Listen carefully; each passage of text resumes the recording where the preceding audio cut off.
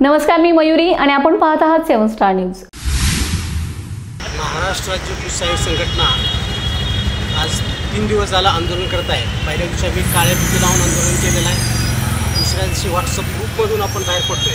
आज तिसरा दिवस आहे, आपण धरणे आंदोलन करत आहे। कृषी सहाय्यक हा कृषी विभागाचा आत्मा आहे, परंतु आज खानापूर तालुक्यातल्या कृषी विभागाची परिस्थिती बघितली तर पूर्वी या इथं कृषी सहाय्यकाची 40 पदं होती, ती मागच्या 10 वर्षात आकृती बंधात बदल करून 24 पदं केली आणि आता सध्या फक्त पदं 24 असली तरी 5-6 पदं रिक्त आहेत आणि 18 पदंच कार्यरत आहेत। 18च कृषी सहाय्यक कार्यरत आहेत आणि त्या 18मधले 5 ते 7 कृषी सहाय्यक ऑफिसमध्ये पूल करून घेतले जातात।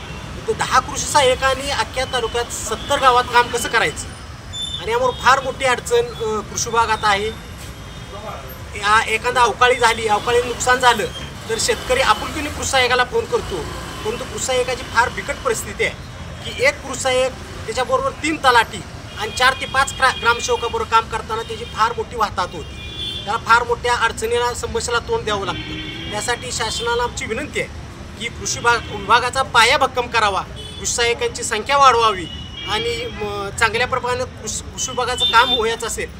परवा झालेल्या खरीप आढावा बैठकीत आमदारांनी सुद्धा हा मुद्दा उपस्थित केला, त्यावेळेस आम्ही त्यांच्याही कानावर घातलं की तालुक्यात कृषी सहाय्यकाची पदं वाढल्याशिवाय आम्हाला शेतकऱ्यांना न्याय देता येणार नाही। याचबरोबर कृषी सहाय्यकावर बरेच वर्ष अन्याय होत आला आहे।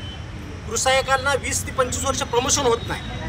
कृषी सहाय्यकाच्या पदनामात बदल करण्यासाठी आम्ही 14 वर्ष प्रयत्न करतो, शासनाकडे विनंती करतोय कृषी सहाय्यकाचं पदनाम सहाय्यक कृषी अधिकारी करावं असं म्हणून, त्याला सुद्धा दाद दिली जात नाही। आणि सर्वात महत्त्वाचं, तुम्ही ऑनलाईन कामकाज करावं म्हणताय, पण ऑनलाईन कामकाज करताना त्यासाठी जी काय फॅसिलिटी पाहिजे, लॅपटॉप पाहिजे, अशा सुविधा शासन उपलब्ध करून देत नाही।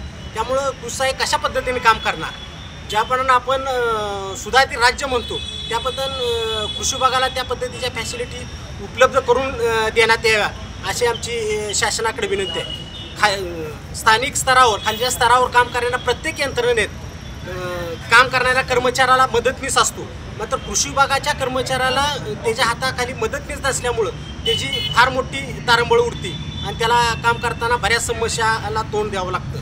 कारण प्रमोशनच्या बाबतीत कृषी सहाय्यक, कृषी पर्यवेक्षक यांच्या पदात 1:4चं प्रमाण करावं, त्यामुळं कृषी सहाय्यकाला थोडंसं प्रमोशनची आशा निर्माण होईल अशी आमची शासनाला कळकळीची विनंती आहे। हे जर चांगल्या पद्धतीने निर्माण झालं तर आपण कृषी विभाग चांगल्या पद्धतीने काम करत, त्यामुळं शासनानं चांगल्या पद्धतीने लक्ष घालून ह्या गोष्टी आमच्या मंजूर कराव्यात, त्याला मान्यता द्यावी आणि कृषी विभाग भक्कम करावा अशी माझी सर्व आमच्या कृषी सहाय्यक संघटनेच्या वतीनं शासनाला नम्रतेची विनंती आहे। हे आंदोलन आता आज 7 तारखेचं धरणं आंदोलन आहे।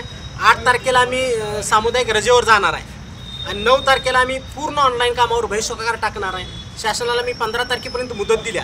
15 तारखेपर्यंत जर शासनानं त्याच्याकडे चालढकल केली तर 15 तारखेनंतर आम्ही बेमुदत आंदोलनावर जाणार आहे, कोणतंही काम करणार नाही 15 तारखेपासून।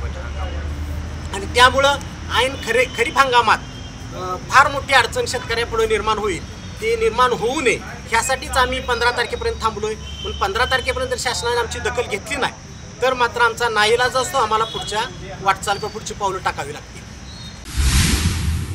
आज महाराष्ट्र राज्य कृषी सहाय्यक संघटनेच्या आंदोलनाचा 3रा दिवस आहे, तर आम्ही आज धरणे आंदोलनाला बसलेलो आहे आणि आमच्या ठराविक मागण्या आहेत। त्यातली एक महत्त्वाची मागणी म्हणजे कृषी सेवकांचा जो 3 वर्षाचा कालावधी आहे, प्रोबेशनल पिरियड, तो कायमस्वरूपी शासनानं रद्द करावा आणि त्यांना कृषी सहाय्यक म्हणून कृषी सहाय्यक म्हणून त्यांना पदस्थापना द्यावी। आणि आमची दुसरी एक मागणी आहे की आमचं जे कृषी सहाय्यकी पदनाम आहे ते बदलून सहाय्यक कृषी अधिकारी हे करावं। तर ही मागणी आम्ही गेली 14 वर्षी लावून धरलेली होती, पण शासनाने त्याकडे दुर्लक्ष केलं होतं। तर आता आमची शासनाकडे अशी मागणी आहे की त्या नावात आम्हाला बदल करून सहाय्यक कृषी अधिकारी हे पदनाम आम्हाला द्यावं आणि त्यासाठी आम्ही आता आंदोलनाला बसलोय। तर आंदोलनाच्या टप्प्यानुसार आज 3रा दिवस आहे आणि आता शुक्रवारी आम्ही ऑनलाईन कामावर बहिष्कार टाकणार आहे आणि 15 तारखेपासून आमचं काम बंद आंदोलन राहणार आहे।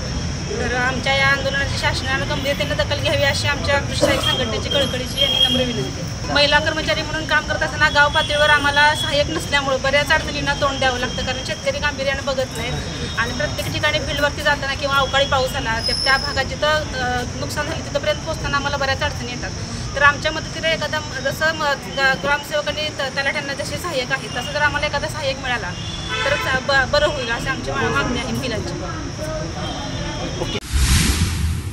महाराष्ट्र राज्य कृषी सहाय्यक संघटना तालुका विटा आज त्यांच्या न्याय मागण्यासाठी धरणे आंदोलन करीत आहे.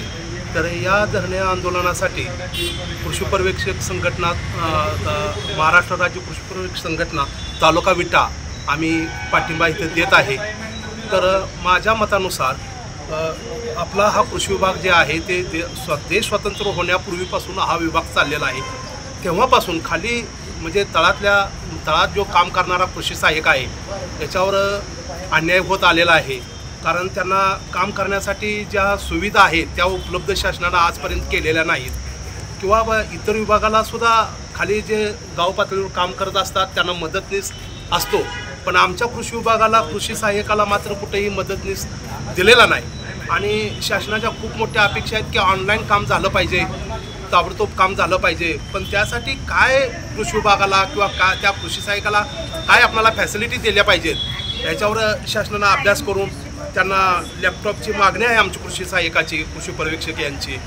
तर आम्हाला खूप कामात अडचणी यायला लागलेत आणि बऱ्याच गाव पातळीवर काम करत असताना वरिष्ठ अधिकाऱ्यांचा तगादा असतो, वेळेत काम झालं पाहिजे असं झालं आहे. परंतु त्या कृषी सहाय्यकाला काय गरज आहे याचा कोणी आजपर्यंत अभ्यास केलेला नाही. तर इथून पुढच्या काळामध्ये जर प्रभावीपणे कृषी विभागाचं काम करायचं असेल तर तळातला जो काम करणारा बेस आहे तो पक्का आणि मजबूत झाला पाहिजे, या दृष्टीने शासनानं प्रयत्न करायला हवेत.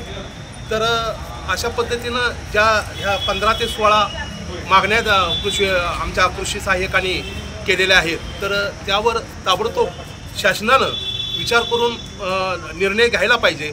कारण त्यांनी 15 तारखेपर्यंत काम करणार आहे, काम करणार नाही असं त्यांनी सांगितलेलं नाही. परंतु येणारा खरीप हंगाम जे आहे त्यावर फार मोठ्या प्रमाणात जर कृषी सहाय्यकच काम करणार नसेल तर शेतकऱ्यांची गैरसोय होईल. तर एवढं आम्ही या कृषी पर्यवेक्षक संघटनेच्या वतीनं शासनाला आम्ही विनंती करतोय की जास्तीत जास्त त्यांनी लवकरात लवकर यावर निर्णय घेऊन कृषी सहाय्यकाच्या ज्या काही मागण्या आहेत त्या मान्य कराव्या.